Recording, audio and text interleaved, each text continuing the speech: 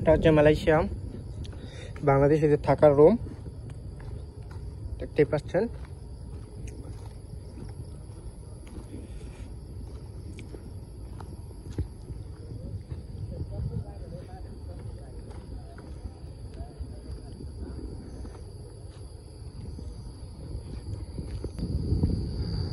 লাম্পো করে দিছে।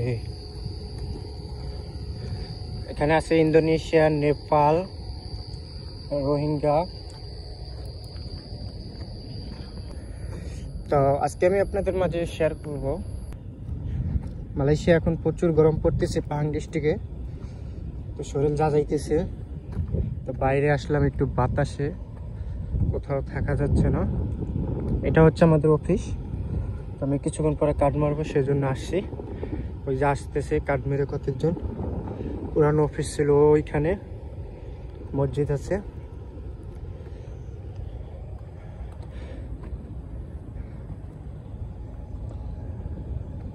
তো আজকে আমি আপনাদের মাঝে শেয়ার করব আমি মালয়েশিয়া কত বছর যাবত আছি। আমি মালয়েশিয়া এসেছি 2022 সালে ডিসেম্বর, 10ই ডিসেম্বর এসেছি মালয়েশিয়া। তো আমাকে মূলত এনেছে আমার মেজো ভাইয়া, তিনি 8 বছর যাবত থাকে মালয়েশিয়া। তা আলহামদুলিল্লাহ সব কিছু মিলিয়ে ভালোই আছি। এই প্রবাস জীবনে হচ্ছে কি, প্রবাস জীবনটা হচ্ছে খুব সহজ আবার খুব কঠিন। কারো কারো ভাগ্য এমনও আছে যাদের 3 বেলার জায়গায় 1 বেলাও ভাত জুটে না, কারণ তারা এসে হতে শুধু কষ্টই দেখেছে। কারণ তারা কাজ পায় না, এরপরে থাকার জায়গা পায় না, ঋণ টিন হয়ে এসেছে।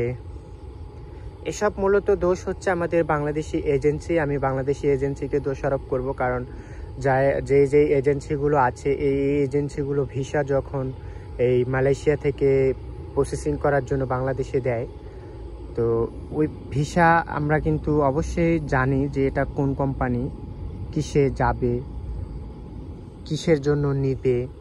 তো মূলত ভিসা হয় এজেন্সির কয়েকটা মারফতে আছে, যেরকম ডাইরেক্ট কোম্পানিতে আসে, এরপর হচ্ছে বাগানের ভিসা, ফল কাটার ডাইরেক্ট, বিভিন্ন ধরনের কোম্পানি আছে মালয়েশিয়া।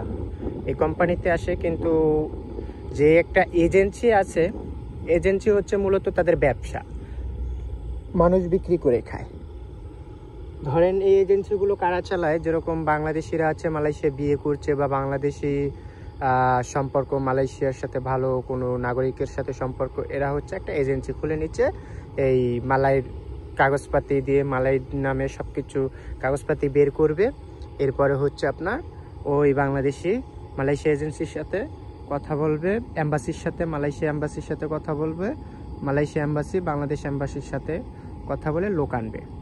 তো এই যে এই ধরনের তারা কিন্তু লাভবানটা খুঁজে, কিন্তু তারা একটু ভাবে না এম্বাসির লোকগুলো যে আমরা আমাদের দেশের ভাই বোনদের পাঠাবো, তাদের কি একটা অবস্থা হবে, আমরা যাচাই বাছাই না করে পাঠাচ্ছি। মূলত তারা এই সব কিছুই যাচাই বাছাই করে না। যাচাই বাছাই না করার কারণে তারা শুধু লাভবানটা খুঁজে। আর এই যে লাভবান খুঁজে আমাদের শত শত বাঙালি ভাই বোনদের পাঠায় মালয়েশিয়া। এরপরে পাঠানোর পর এজেন্সি করে কি, আনে কোনো কোম্পানিতে বিক্রি করতে পারে না, 2 মাস 3 মাস বসায় রাখে। মূলত এভাবেই বাঙালিকেও কষ্ট দেয়। এরপরে হচ্ছে কোনো কোম্পানিতে গেলে এজেন্সির যে লোকগুলো আছে, এদের সব জায়গায় হচ্ছে অবহেলা, কারণ এদের এজেন্সি 2 বছর 1 বছর রাখে আবার পাঠায় দেয়। বেতন কোম্পানি হয়তো কত কোম্পানি ঠিকভাবে দিয়ে দেয়, কিন্তু এজেন্সি ঠিকভাবে দেয় না। এজেন্সি বিক্রি করে কোম্পানির কাছে বেসিক 1700 টাকা, আর হচ্ছে যে কাজ করে সে পায় কিন্তু 1500 টাকা।